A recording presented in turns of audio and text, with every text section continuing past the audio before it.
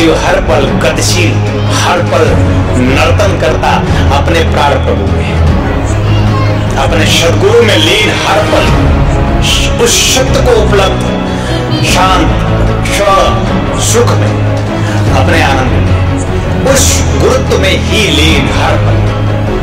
जो चाहता है जीव कि कुछ ना करना पड़े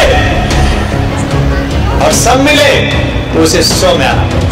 जो चाहता है जीव कुछ न करना पड़े, शांति मिले, तो उसे स्व में आना पड़ेगा। जो चाहता है जीव बिना कुछ किए उपलब्ध हो जाए, तो उसे अपने सद्गुरु में अपने आप को पूरी तरह समर्पित कर देना पड़ेगा।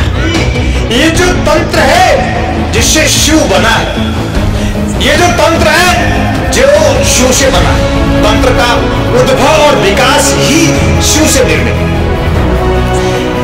ये जो तंत्र है जो संपूर्णता दे सकता है किसी को, मैंने जाना, मैंने देखा, मैंने सुना, मैंने समझा पुष्प तंत्र का, और मैं सुगंध से भर गया। और इसीलिए उसका नाम इतना सुगंध से भर गया कि उसके मुंह से गुलाब की सुगंध निकल गई। इतना सुगंध से भर गया कि उसका नाम ही भगवान शिव ने नामकरण किया, शिष्य का तो पुष्प तंत्र रखा। अरे जो लक्ष्य की तरफ बढ़ चले, सिर्फ लक्ष्य ही जो ध्यान में रखे, वो लक्ष्मी।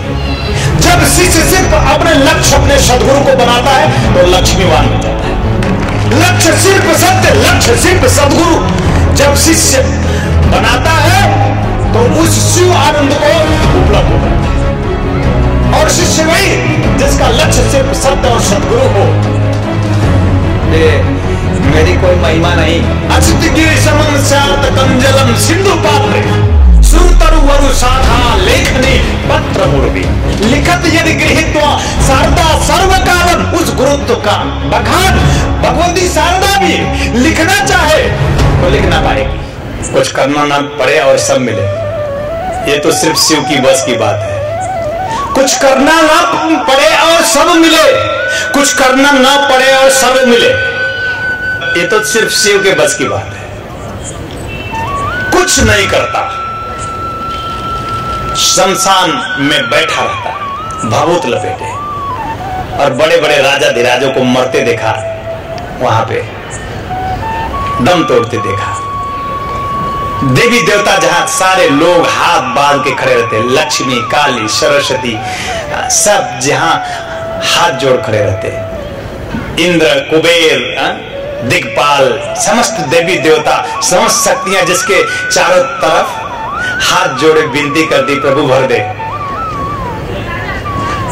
शिव कुछ नहीं करता, बस जो तुम नहीं करते वो करता। शिव हर पल गतिशील, हर पल नर्तन करता अपने प्राण प्रभु में, अपने सद्गुरु में लीन, हर पल उस सत्य को उपलब्ध, शांत सुख में, अपने आनंद में, उस गुरुत्व में ही लीन हर पल। जो चाहता है जीव कि कुछ ना करना पड़े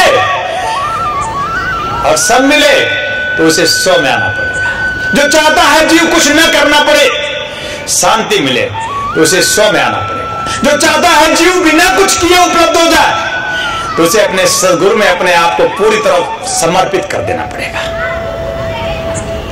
तो वह शिव की भांति ही सर्व की प्राप्ति कर स्व में लीन रहेगा, और सब उसके चेरी बनकर उसकी सेवा में तत्पर रहेंगे। ऐसा हो सके, ऐसा हो सकता है, क्योंकि मैंने कोई योजना बनाकर तुम्हें ज्ञान देने आया नहीं कि मैं ऐसा तुम्हें बोलूंगा, फिर ऐसा मैं तुम्हें ज्ञान दूंगा। ऐसा हो सकता है, शिव कहता है कि पुष्पदंत ऐसा हो सकता अगर तुम मेरी उपासना सद्गुरु रूप में करो, मेरा आनंद तुम्हारा, और मैं आप भी मेरे शिष्य हो। वो पुष्पदंत उनके शिष्य थे और वो ज्ञान दे रहे। आप भी मेरे शिष्य हो, मैं ज्ञान दे रहा हूं। आपके नजर में शिव नहीं होऊंगा, हो सकता है, पर शिव से कम तो बिल्कुल नहीं हूं मेरी नजर में। वो गण है, पुष्पदंत गण है, अपने आप में सुगंध से भर गया, अपने आप में आभा से भर गया, अपने आप में दैदीप्यमान हो गया, और 40 तंत्रात्मक श्लोक लिखा, 40 तंत्रात्मक श्लोक लिखा, महिमा बन गई। और एक एक श्लोक पर तंत्र के अन्यतम रहस्य उद्घाटित किए जा सकते हैं। ये जो तंत्र है जिससे शिव बना है, ये जो तंत्र है जो शिव से बना है, तंत्र का उद्भव और विकास ही शिव से निर्मित है। ये जो तंत्र है जो संपूर्णता दे सकता है किसी को भी। मैंने जाना, मैंने देखा, मैंने सुना, मैंने समझा, पुष्पतंत्र का था और मैं सुगंध से भर गया। और इसीलिए उसका नाम इतना सुगंध से भर गया कि उसके मुंह से गुलाब की सुगंध निकलती थी। इतना सुगंध से भर गया कि उसका नाम ही भगवान शिव ने नामकरण किया शिष्य का, तो पुष्पदंत रखा, यानी जिसके दांत गुलाब के फूलों जैसी सुगंध से भर गए। और हमारा आपका दांत तो दूर से गंध आता है।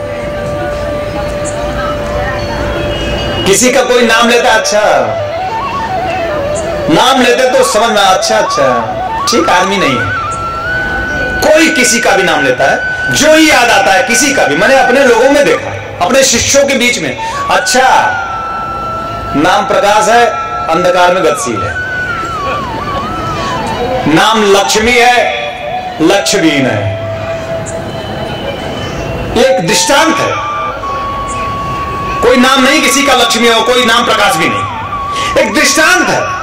गुरु शिष्य को दृष्टांत बनाता है, एक निमित्त बनाता है। अरे जो लक्ष्य की तरफ बढ़ चले, सिर्फ लक्ष्य ही जो ध्यान में रखे, वो लक्ष्मी है। जब शिष्य सिर्फ अपने लक्ष्य, अपने सदगुरु को बनाता है तो लक्ष्मीवान बन जाता है। लक्ष्य सिर्फ सत्य, लक्ष्य सिर्फ सदगुरु जब शिष्य बनाता है तो उस शिव आनंद को उपलब्ध हो जाता है। और शिष्य वही जिसका लक्ष्य सिर्फ सत्य और सदगुरु हो। ये मेरी कोई महिमा नहीं। अचित गिरि समम स्यात् कंजलम सिंधु पात्रे सुर तरु वरु शाखा लेखनी पत्र मुर्वीन लिखत यदि गृहीत्वा शारदा सर्वकालम। उस गुरुत्व का बखान भगवती शारदा भी लिखना चाहे तो लिख ना पाएगी। मैं उस गुरुत्व की प्रशंसा में। आप मुझे गुरु कह दोगे तो मैं गुरु नहीं हो जाऊंगा, समझे? और मैं आपसे गुरु नहीं बना हूं, मैं गुरु था इसलिए आप मेरे शिष्य बनने के लिए आए थे। परम पूज्य गुरुदेव की जय, परम पूज्य गुरुदेव की जय, परम पूज्य गुरुदेव की। और आए तो शिष्य बनने, आए तो शिष्य बनने, सीखने के लिए, गुरु को ही सिखाने लगे। बड़ा भ्रम बुद्धि का है? और जो शिष्य नहीं बन पाता वो गुरु को जरूर सिखाता है। और जो शिष्य बन जाता है उस शिष्य से गुरु सीखने लगता है। उदाहरण है नम्रता। मैं प्रणाम करता हूं इन्हें।